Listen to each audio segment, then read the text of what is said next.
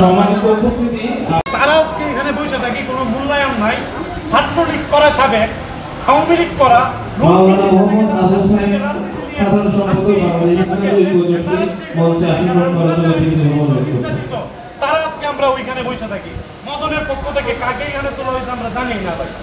কেন এরকম বৈষম্য কেন?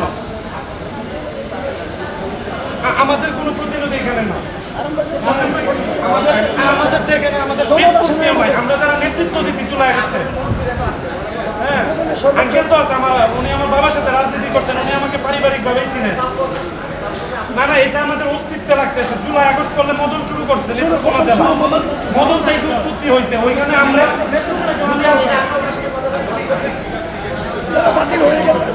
হ্যাঁ, আমাদের এগুলো হাতটাই লাগতেছে, ইগুতে লাগতেছে, এটা বারবার এটা হচ্ছে। আপনার কাছে বিশেষ অনুরোধ থাকবে, আজকের এটা সমাধান করবেন। বৈষম্যের জন্য এত কিছু, সেই বৈষম্যটাই এখন আমরা এগুলো মানতে পারি না। আমাদের আমি বলবো না যে কাকে দিবেন, এবং না এক মিনিট কথা বলতে হবে। এই থামায় দেওয়ার জন্য আজকে 1 বছর পরেও মদন অবহেলিত কেন? মদন ছাড়া কি আর চলছে নাকি?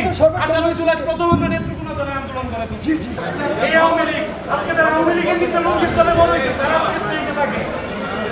আপনি আমার বাবার সাথে রাজনীতি করছেন, আজকে আপনার অভিভাবক, আপনি এটা দেখবেন। আমার